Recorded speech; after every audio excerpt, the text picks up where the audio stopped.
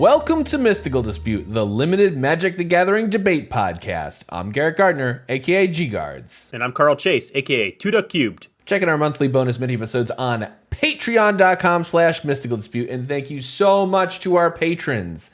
And today, we are going to do a preview battle for the Lost Caverns of Ixalan for the card Spyglass Siren. Spyglass Siren is, and you guys will never guess this. I know, it's coming out of complete left field. You're not going to be ready. We've never talked about a card like this before. It's a 1-mana 1/1 with flying, and when it enters the battlefield, create a map token. It's a blue mana. And it's a Siren Pirate, and a map token is an artifact with pay a colorless tap and sack it to target creature you control explores only as a sorcery. And when a creature explores, you reveal the top card of your library. If that card is a land, you put it into your hand. If it's not a land, the creature gets a +1/+1 counter, and then you can put that card into your graveyard or leave it on the top of your library. That's a lot of text for a 1-mana 1/1. Honestly, Carl, that is not unique to this card. It feels like the number of words on every card in every format that's come out in the past couple of years has increased exponentially to the point where I am reading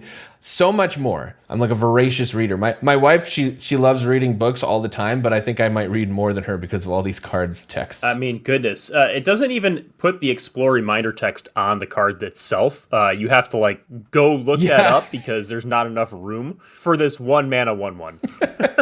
But here we are. It's Magic in 2024. Oh, almost 2024 anyway. Yeah, close enough, Carl. And Carl, let's start this whole thing off with... In this corner... Opening takes. Carl, over the years that we've done this podcast, I have conceded a bit on 1-mana 1/1s, especially when they have flying and they come with value. To you, I think Lantern Bearer is one of our early episodes where that card was perfectly fine. And so I do not think that this card will be bad, but I do still strongly think that many of the 1/1s and 1-drops in general end up being highly overrated. And I have some thoughts about Explore that make the additional value that you get from this thing a little bit less enticing for me. And my take is this is going to be one of the best uncommons. We have seen 1-mana cards that make 2 permanents overperform many times in the past. Think about Voldaren Epicure, which on the surface didn't look all that great and ended up being a very solid card in Crimson Vow, which is 1-mana 1/1, make a blood token, deal 1 damage to your opponent's face. This card has the advantage of not only creating a map token, which is going to synergize with, I'm sure, plenty of other things within the set, but also being a great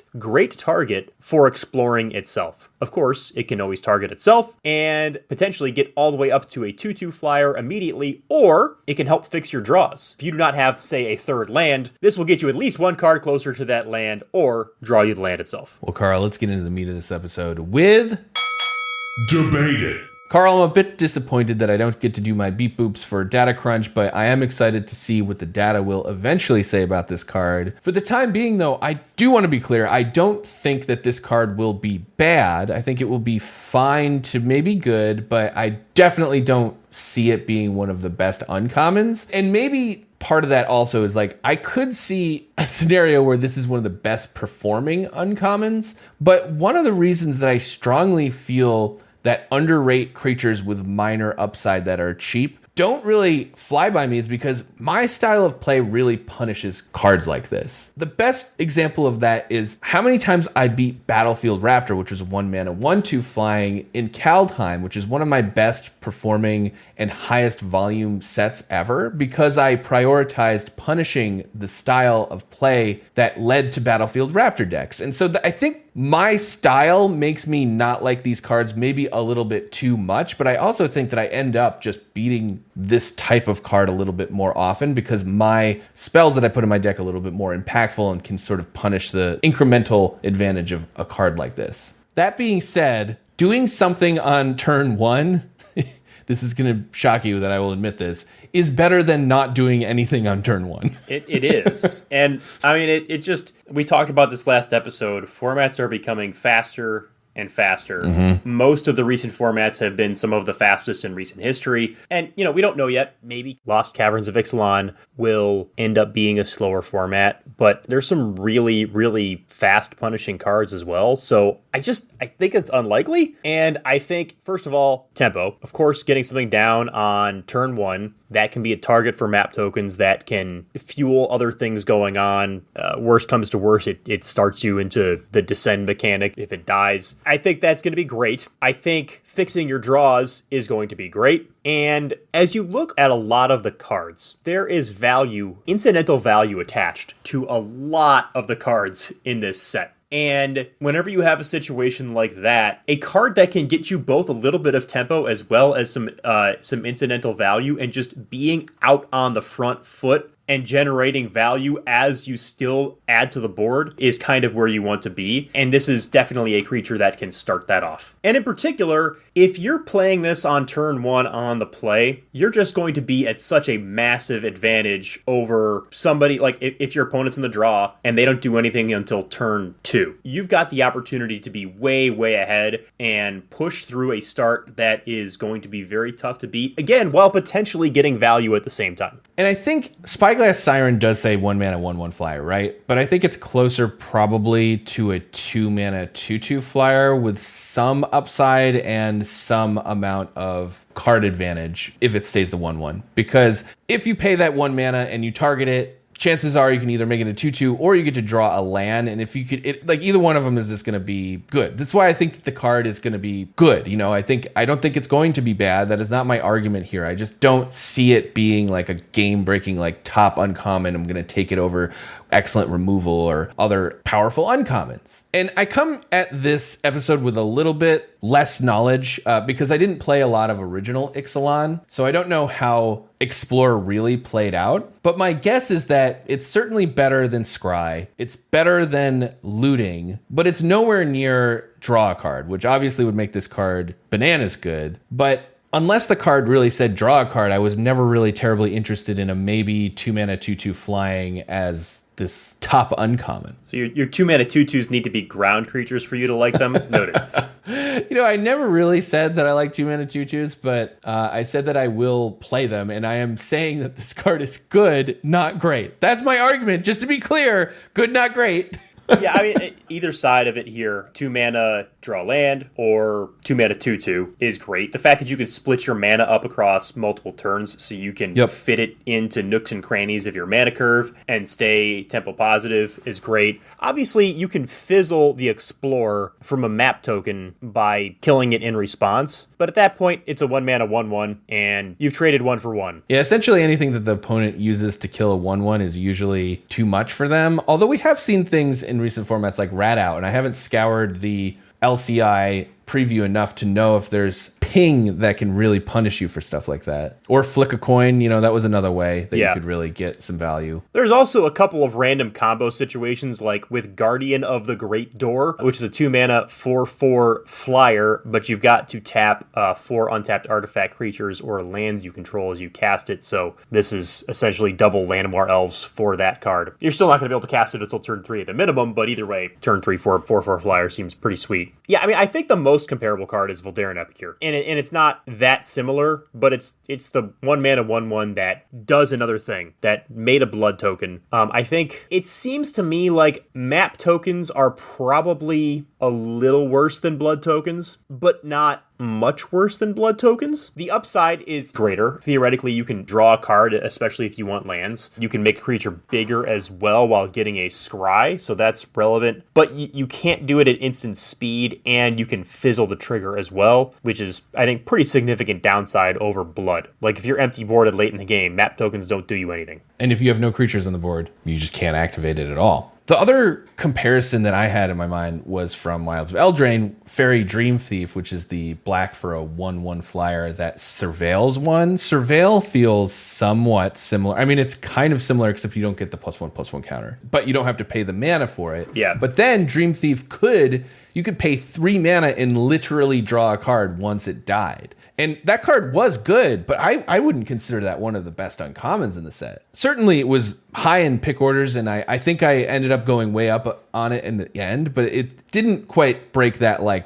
busted uncommons. That's true. I do think the presence of map tokens being a main mechanic means it's going to be a lot easier to pump up the Spyglass Siren than it was to pump up Fairy Dream Thief, which there really wasn't. Yeah, I mean, specifically there were roll tokens and Wilds of Eldraine, so you could only really make it a 2/2, whereas you could get a lot, like a map-making factory, and make this into a 4/4 flying that will pump up cheap small bodies, I think, in some decks. And I think that's like one of the reasons I'm guessing it's going to be a top uncommon is just being a vessel for potentially getting bigger. And maybe not, I don't know. We'll have to see. Like, it's not just map tokens, but there's some other things that can augment creatures as well. So I think it'll be heavily dependent on how many ways are there to pump things up. Obviously, the map tokens. How tempo-oriented is the format? Do you need to get down on turn 1? If so, this is going to be one of the best ways to do it. And really, what is blue doing? Is blue a tempo color or is blue a control color? You're going to want to play it in either, but if it's a tempo color, it's going to be fantastic. Yeah, it's going to be much better. If it's going to be a control color, it's just going to be okay. I actually think it might be a little bit worse than okay if blue is like very controlling. But from my glance at the preview, it does feel like there is a real tempo blue deck. And, flyers with 2 power on turn 1 potentially attacking, that's pretty good. For sure. One thing worth noting as well is that there's another mechanic called decend, and also if you descended. I kind of don't love that they're the same word for 2 similar but not the same mechanics. But the map token does not, of course it's a token, so it doesn't end up in your graveyard, but it also does not trigger descended. So you will not have descended the turn that you sack a map token. I feel like that might get people early on. That would have made this card a lot better, I bet, if sacking tokens could trigger the descended, but it cannot. But putting the top card of your library, if it's a permanent card, into your graveyard can. That's true. Yep. But yeah, can we do a little pet peeve section? So the descend and descended thing is very confusing. Again, I love the limited design developers. I'll say that time and time again, but I don't understand this at all. Like, why do we make it the same word for static ability and a triggered ability, right? Yeah, it's so confusing. I'm sure like someone has talked about this somewhere, but yeah, when I was reading over this, I just got so confused. Don't love it. And I know this has been a main joke all over social media, but I can't let this go. Why do all the rarity symbols look the freaking same? I literally cannot tell whether something's a common, uncommon, or rare. I have to click on every single card and like go to the upper right and Scryfall to be like, oh yes, this is an uncommon. Why? Why do we do that? I have heard that it looks a lot better in paper, but that doesn't matter a ton to me because all I do is play Arena, so...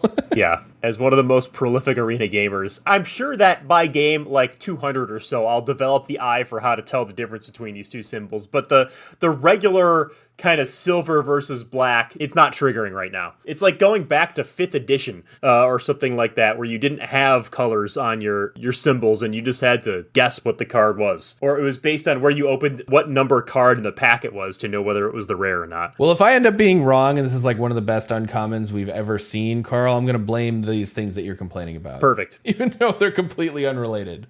But yeah, okay. Get off your soapbox. We got to go to...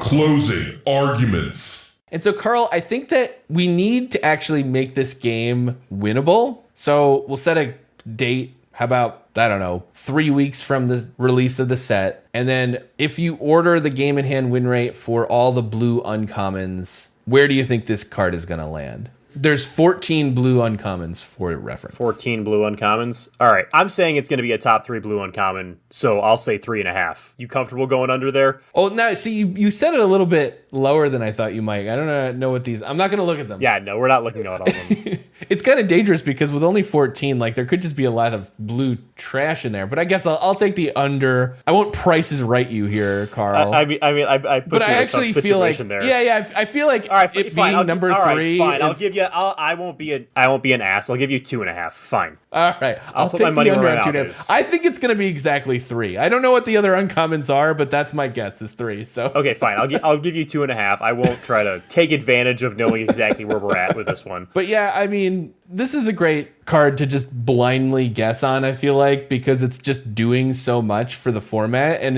we don't know how any of that's going to actually play out yet. And, we always argue Magic is extremely contextual. So, I don't know. I could see this card actually being avoidable. Probably not, but I could. I would not be surprised if you end up being right and it is really high pick. But I don't know. I'm being a little bit skeptical on it, as I usually am with undercosted and understated creatures. Well, Garrett, I think there's 2 ways that you are wrong about it being under 2.5. Sure. The first is that the blue tempo deck is gas, and it is one of the top decks. Sure. The second is that we are incorrect about this being an uncommon because we are unable to read the freaking card.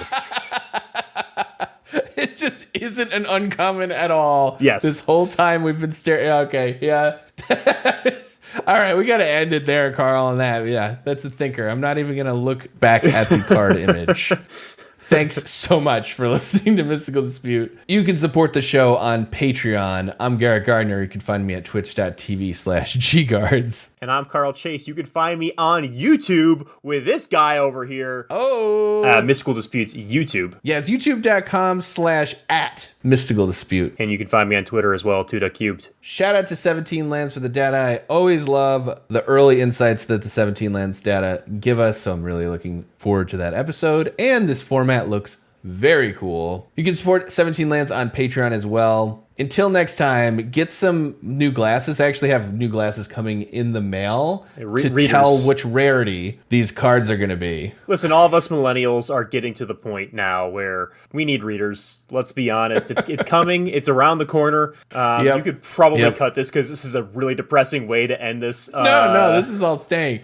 This is probably what the problem is. It's probably like a completely crystal clear set symbol. It's just we're old now. So, reflect on that and stay chill. God. That was... I hate myself for bringing that up. Adios.